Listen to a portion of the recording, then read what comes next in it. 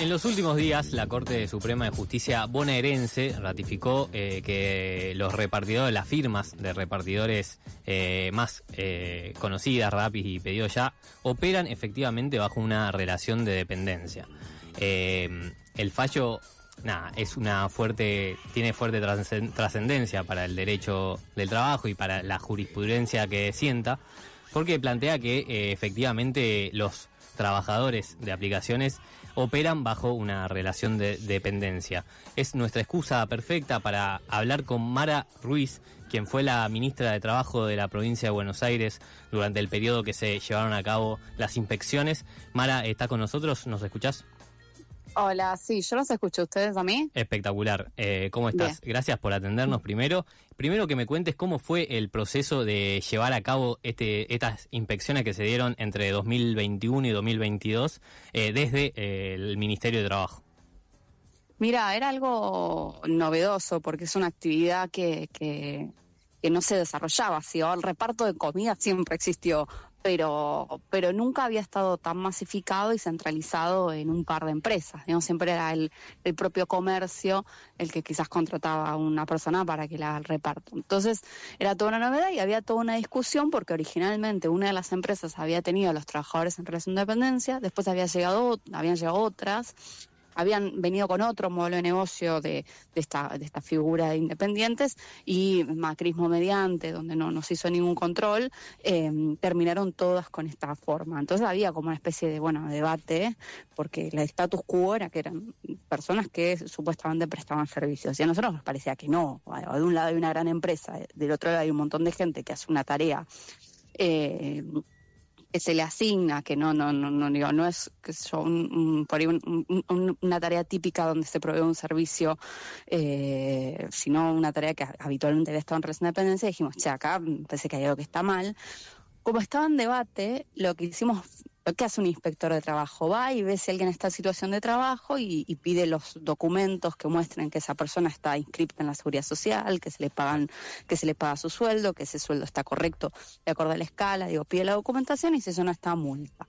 Pero acá había que ir un poquito más allá, porque nosotros sabíamos que no iba a alcanzar con ver a las personas en situación de trabajo, porque había un debate que me iba a decir la empresa, no, pero ellos son independientes. Entonces dijimos, vamos a ver cómo están trabajando, a ver si efectivamente son independientes o si cumplen las condiciones que generalmente la jurisprudencia te da para definir que un trabajador está en relación de dependencia. Sí, entonces, además de verlos trabajar, les preguntamos cómo trabajaban, cómo se organizaba ese trabajo. Y con todo eso dijimos, acá tengo todas estas personas, de acuerdo a lo que me contestan, hay una empresa que está organizando el trabajo y no están registrados, porque obviamente la empresa no me presentó ni los recibos de sueldo, ni en alta, en AFIP, ni nada, hay una multa. ¿Por qué? Porque son trabajadores en relación de dependencia y todo esto falta. Total, ahí hay una relación de dependencia encubierto, se suele llamar, ¿no? Exacto, que sí, que habitualmente nosotros la conocíamos como, somos monotributistas, muchos lamentablemente en el Estado. Exacto. Y muchos en alguna, o en el sector de la salud, o en algunos sectores de educación, donde, hay un jefe que dicta los ritmos de trabajo, los formatos, que pone el precio de ese trabajo, no es una negociación, es una decisión unilateral, claro, etcétera. Pero ahora la novedad era que esto se había masificado y que además se intentaba vender como algo que estaba bien, que no, nosotros estamos equivocados y esta era una forma totalmente independiente. Sí, y pasó. Que por ahí en otras plataformas también puede ser cierta, no es lo mismo, hay plataformas que por ahí contratan, diseñadores, y uno claro, muestra su cartera y te contratan distintos clientes, y ahí hay una cosa un poco más ambigua.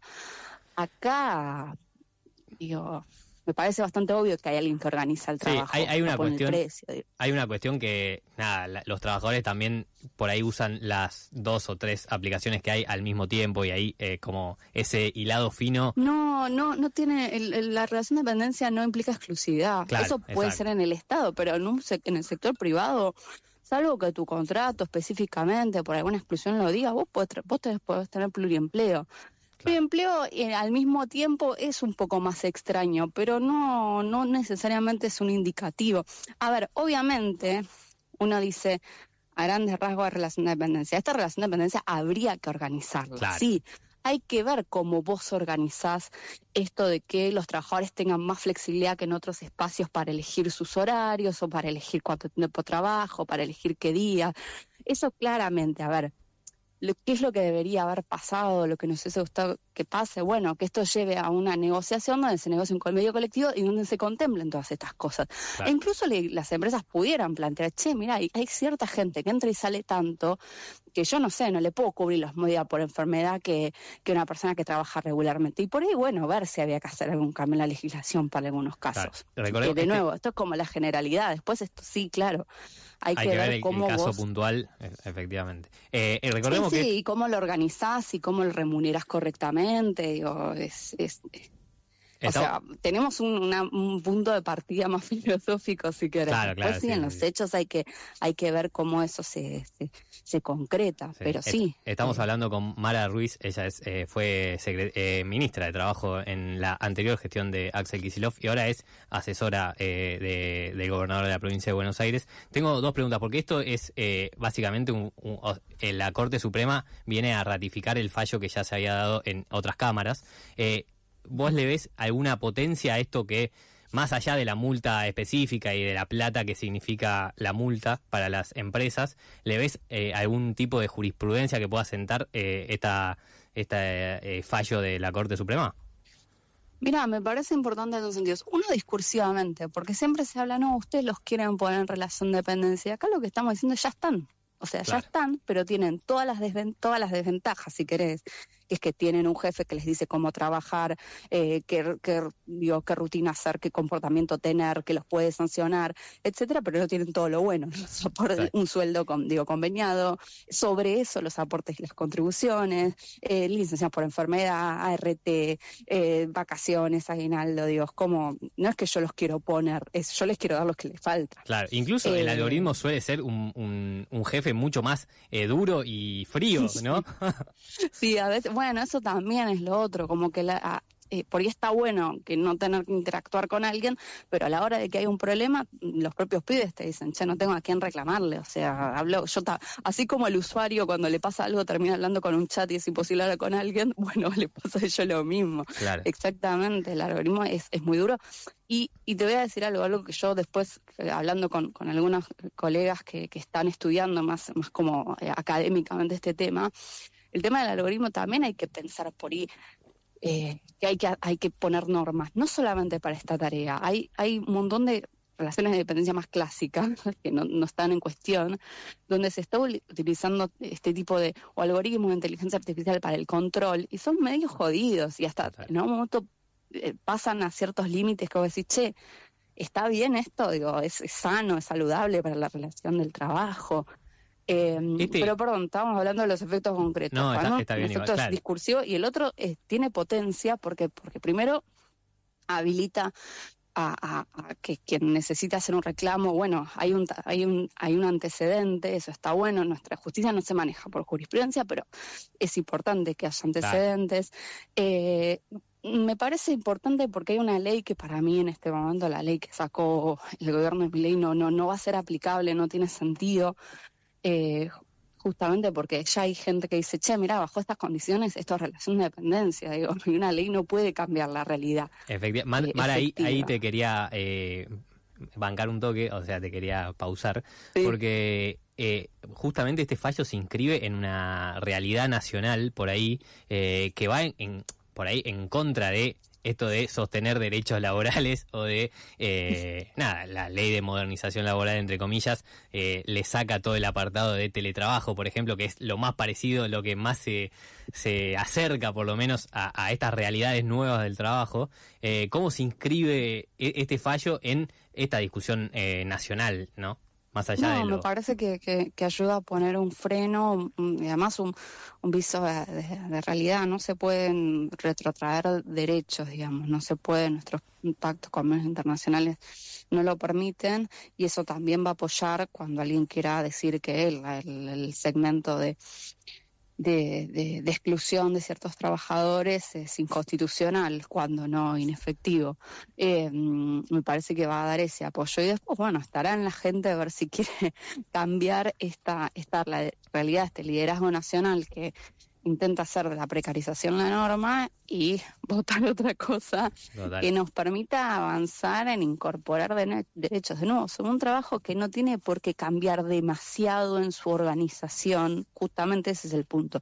No es necesario que cambie demasiado en su organización, si hay que poner algunas cosas en limpio, como esto que vos me preguntabas, ¿qué pasa si yo estoy trabajando para tomando distintos pedidos? Pero me parece que eso con un buen convenio colectivo o incluso, no sé, viendo si hay que hacer alguna modificación normativa se puede hacer y que la gente tenga acceso a cierta estabilidad en sus ingresos, estabilidad en su vida, porque eso también tiene que ver con el trabajo en relación de dependencia, que el empleador tiene la obligación de dar trabajo. Y eso es de lo que se deshace cuando intenta disfrazar la relación de dependencia en una cosa así informal. Le traslada el riesgo al trabajador y le genera, digamos, incertidumbre. Está buenísimo. Entiendo que estás trabajando muy cerca de Axel Kicillof, preparando también propuestas de cara a la campaña electoral, políticas públicas. ¿Qué me podés decir, no solo con respecto al trabajo, sino con esa necesidad de que haya una propuesta del otro lado? ¿Viste? Hay una vacancia evidente en este tiempo de propuesta del otro lado. Si bien decimos, che, mirá, esto está mal, esta ley de reforma laboral es terriblemente regresiva, se está laburando en propuestas. Si me querés puntualizar. Estamos alguna. laburando, no sé si tanto en propuestas propias, sino en recoger primero todo lo que se está haciendo en la provincia y en otras provincias, que está bueno y que es escalable a nivel nacional. No sé, te digo una tontería, pero hablando con gente de otras provincias sobre qué les preocupaba a los pibes jóvenes, uno me decía, bueno, acá estudiar una carrera es muy difícil porque te tenés que mudar a la capital, cosa que en la provincia de Buenos Aires ya no pasa tanto porque las universidades del conurbano y algunas universidades del interior de la provincia, bueno, permiten una cercanía. Bueno, no sé, en provincia tenemos el programa Puentes, que hacemos convenio con instituciones, escuelas, no sé, o se abren lugares, y con universidades y se abren carreras en pueblos.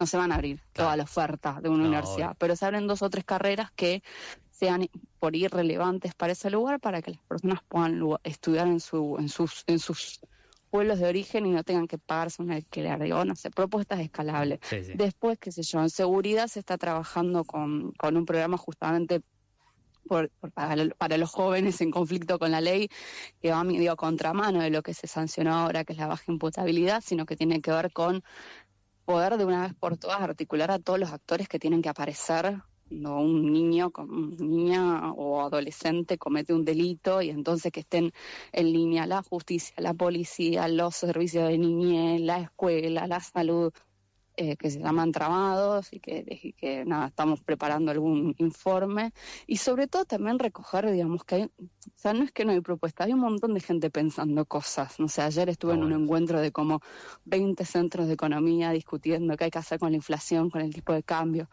Hay un montón de gente pensando propuestas. A veces no los logramos nuclear y transmitir algo claro, y a veces también no tenemos el espacio por ahí en los medios o en las redes para comentarlo, ¿viste? También te ganan la agenda ellos. Total, pareciera que la agenda pública está marcada absolutamente por la regresión que plantea el gobierno en casi todos los aspectos de la vida, ¿no? Bueno, ahí también hay un laburo que hacer en términos de cómo llegar a esos espacios que evidentemente traccionan el voto, por lo menos. Sí, totalmente, pero ahí yo ya no, eso sí escapa de mi expertise. Yo los puedo ayudar a organizar ideas de propuestas, pero después para comunicarlas, bueno, necesitamos a ustedes, los que saben comunicar, para que nos ayuden. Está muy bien. Hablamos con Mara Ruiz. Muchísimas gracias por recibirnos. Muy, muy fértil la conversación, y cuando quieras volvemos a comunicarnos. Ella es economista. Dale, muchas gracias a ustedes. Bueno, perfecto. Ahí es economista, ex ministra de Trabajo de PBA y hoy asesora de Axel Kicillof.